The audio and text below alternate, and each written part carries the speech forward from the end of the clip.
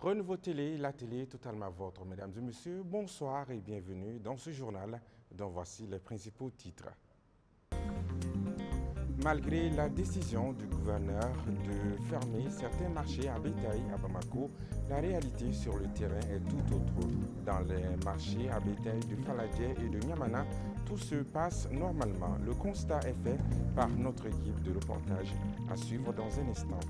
Les 119 enfants du SOS Village d'enfants de Sanakrouba ont reçu un don de vivres et de kits sanitaires de la part de Pemi Mali dans le cadre de la célébration des 30 ans de son existence. Le directeur exécutif du Centre des études sécuritaires et stratégiques au Sahel donne les vraies raisons derrière l'attaque perpétrée contre l'école de la gendarmerie de Faladje. Dans un instant pour le développement.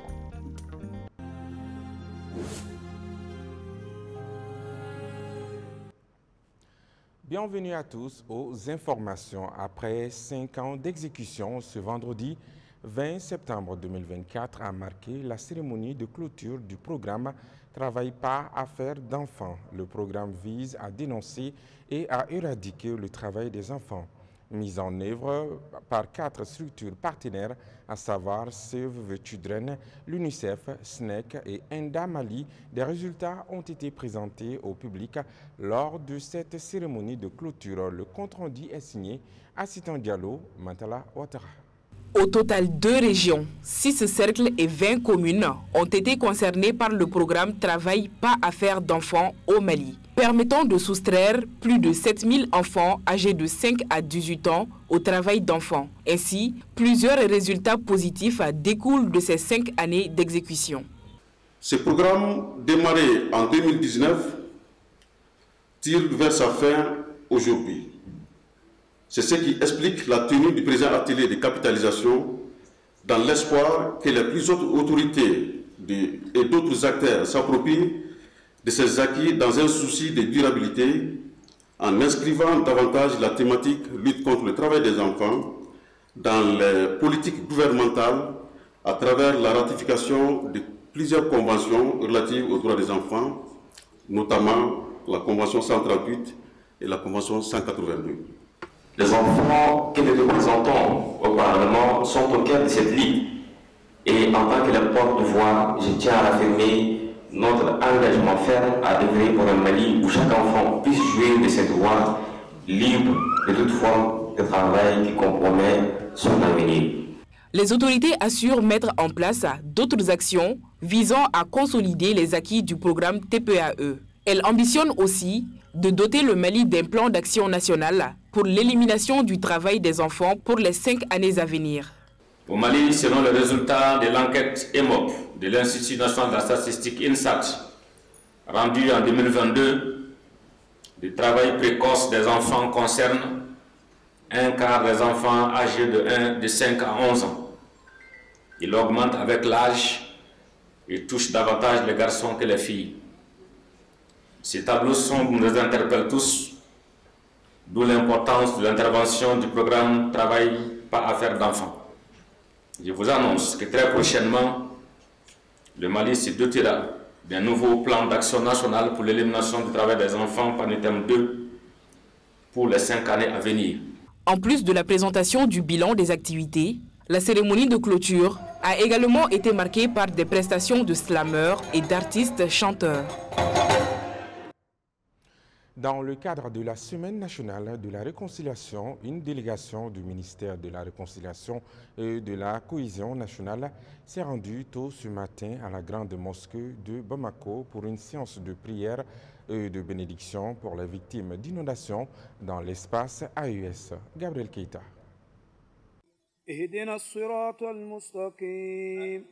صراط الذين أنعمت عليهم غير المغضوب عليهم ولا الضالين. Après le lancement officiel des activités de la CNAR dans la grande cathédrale de Bamako le dimanche dernier, ce vendredi, la grande mosquée de Bamako a abrité une cérémonie de lecture de Coran, des prières et des bénédictions en faveur des victimes des inondations dans l'espace AES, couplé à un don de viande aux fidèles musulmans de la mosquée. Ces actions interviennent toujours dans le cadre de la Semaine nationale de la réconciliation. nous sommes là aujourd'hui dans le cadre de la CENAR.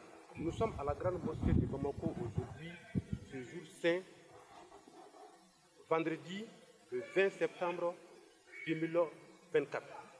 C'est pour vous dire que ce n'est pas une première fois. Chaque année, on se retrouve ici pour prier le bon Dieu. C'est pour que nous tous, on puisse se donner la main, de se pardonner et de faire des bénédictions pour des problèmes. Ce n'est pas le Mali seulement, c'est tous les pays, les 3 pays de l'AES. Nous disons que ce soit les Maliens de l'intérieur comme à l'extérieur, la diaspora également, nous devons donner la main vraiment pour implorer le bon Dieu pour que le retour de la stabilité, de la paix et du développement puisse revenir dans notre pays. Cette initiative du ministère de la Réconciliation, de la Paix et de la Cohésion nationale a été appréciée à sa juste valeur par les fidèles musulmans qui, selon eux, est d'une importance capitale compte tenu de la situation actuelle du pays. Suraka Sofla Aninyare Otola, Kafaranga Almambakan, Noé Imam Ahmad Kali, Aleka Boyakono, Anfenebe Yambi. Sous le leadership des familles fondatrices de Bamako et de l'imam de la grande mosquée de Bamako, nous sommes ici ce matin pour prier et faire des bénédictions pour les victimes des inondations dans notre pays et les pays de l'AES. Nous remercions les organisateurs pour l'initiative et aussi pour la donation.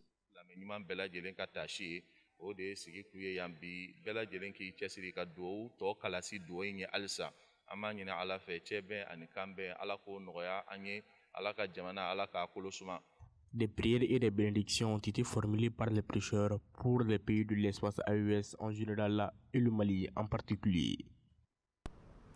Après l'attaque de l'école de la gendarmerie de Faladje le mardi dernier, le gouverneur du district, Abdoulaye Coulibaly, a décidé de fermer jusqu'à nouvel ordre certains marchés à bétail de la ville de Bamako.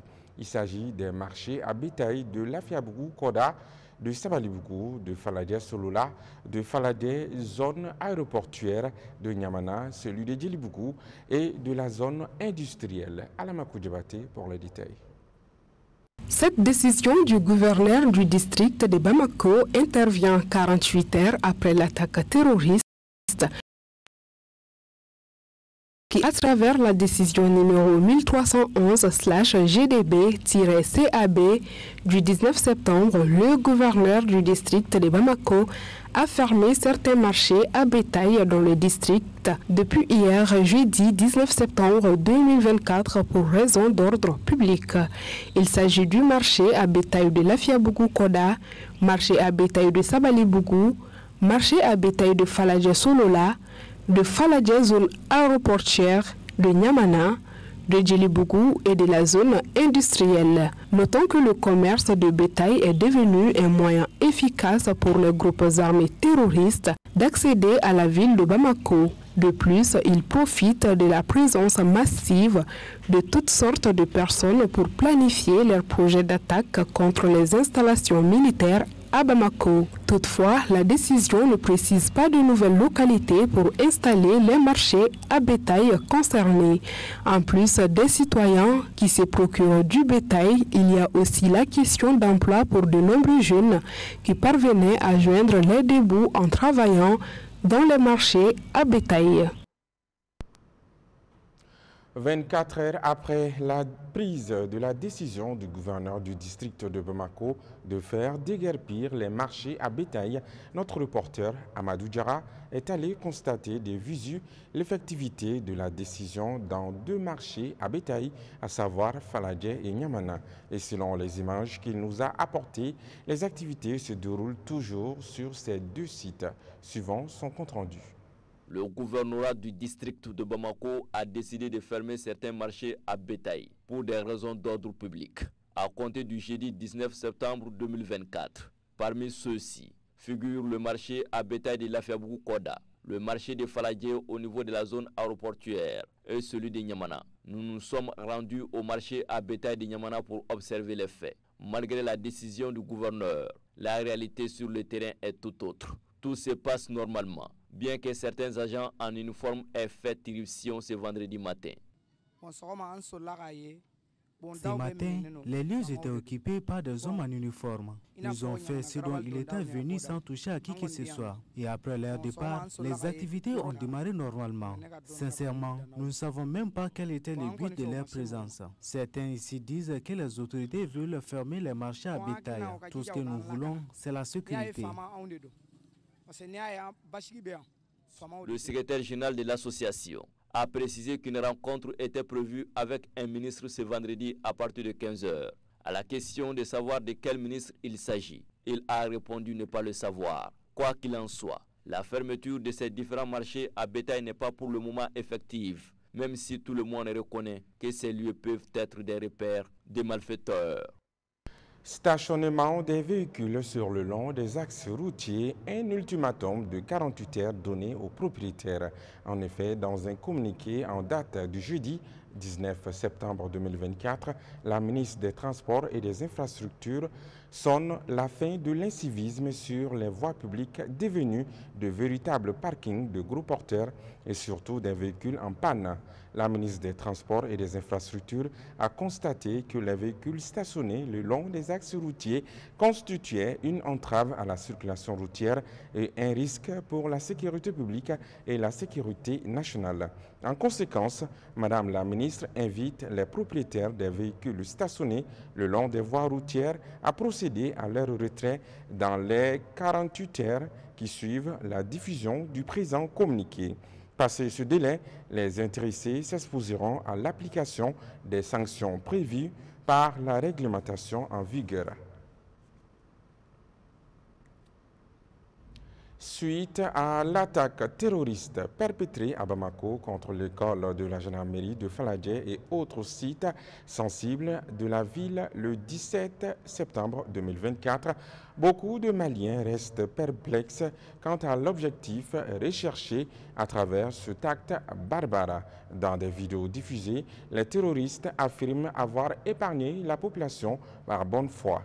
Pour le directeur exécutif du Centre des études sécuritaires et stratégiques au Sahel, c'est juste une stratégie pour remonter la population contre les dirigeants. Selon lui, plusieurs raisons justifient ces attaques perfides et ignobles.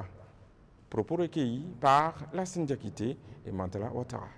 Dirigé à la fois contre l'école de la gendarmerie et contre l'aéroport, est un témoignage éloquent de l'affaiblissement des groupes radicaux dans leurs quartiers généraux. Par ces attaques, non seulement les groupes radicaux violents veulent pousser les populations justement à délégitimer toutes les actions que mène le gouvernement dans le cadre du retour à une paix durable, mais dans le même temps, c'est aussi une façon pour les groupes radicaux de disperser les efforts que mènent les éléments de force de défense et de sécurité dans des environnements hostiles. Et en dernière instance, ce qui est recherché par ce genre d'attaque, c'est d'amener les communautés à s'opposer les unes contre les autres.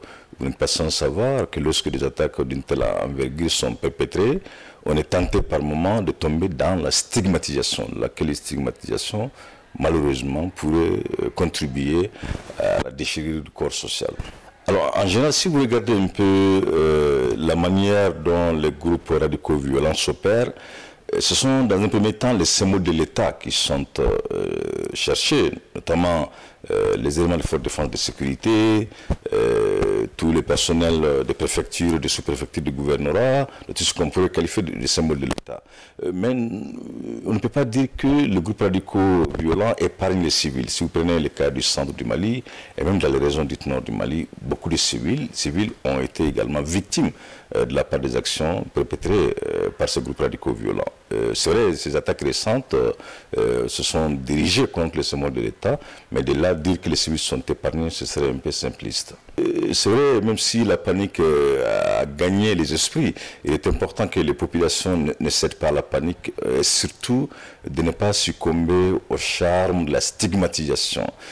Les groupes radicaux violents entendent davantage créer de la panique, entendent davantage justement opposer les uns aux autres, entendent davantage amener les populations a délégitimé l'État et de cette délégitimation a carrément rejeté l'offre politique aujourd'hui qui est proposée par les militaires au pouvoir. Après la mairie du district, le site des déplacés internes de Faladje, c'est au tour du SOS Village d'enfants de Sanankourouba de recevoir une donation du Pari mutuel urbain du Mali, PMU Mali, inscrit dans le cadre de la célébration du 30e anniversaire de la structure d'économie mixte. Ce don a pour objectif de soutenir l'administration du village SOS d'enfants dans la prise en charge des 119 enfants dans ce centre d'accueil. C'est ce que nous disent nos reporters Adam Tangara, Zakaria Oumar Keita. Suivons. À travers cette donation au SOS Village d'enfants de Sanankourouba, le Pari mutuel urbain du Mali, PMU Mali, entend restaurer la dignité des personnes en situation de vulnérabilité et de précarité en général et celle de ces orphelins en particulier. Composé de vivres et de kits sanitaires, ce don permettra d'assurer l'autosuffisance alimentaire des enfants et de les protéger contre le paludisme en cette période hivernale. Au PMU, nous avons la ferme conviction que chaque enfant a le droit à l'autosuffisance alimentaire, car nous pensons que c'est l'individu qui est le cœur du projet de développement d'une nation. Ces kits que nous allons offrir sont composés de 2 tonnes de riz, 5 bidons d'huile de 20 litres, 5 sacs de sucre de 50 kg, 10 sacs de chaussures, 100 cartons de spaghettis, 20 sacs de lait mutuel, 50 moustiquaires et 100 paquets de couches pour enfants. Par ce geste, le PMU Mali vient de réaffirmer l'attention qu'il porte à la restauration de la dignité des personnes en situation de vulnérabilité et de précarité. Plus qu'un jeu, le PMU est un véritable partenaire des enfants. Le manager du programme SOS Village d'enfants de Sanankourouba, après avoir remercié PMU Mali, a lancé un appel aux entreprises et à toute personne de bonne volonté à emboîter le pas de PMU Mali et venir en aide au programme SOS d'enfants qui traverse une période difficile. Aujourd'hui, le contexte international est tel que les donations venant de l'extérieur ne sont pas comme avant. Donc quand on a des donateurs locaux tels qu'une entreprise sociale comme PMU Mali, ça nous réconforte beaucoup. On souhaite qu'il y ait d'autres donateurs qui viennent encore davantage parce que comme je l'ai dit, la vie devient de plus en plus chère, la prise en charge devient chère. Donc du coup, on demande vraiment à toutes les bonnes volontés, que ce soit des entreprises, que ce soit des personnes individuelles, vraiment de penser à ces enfants-là. Signalons que ce don de PMU Mali est estimé à 3 746 250 francs CFA.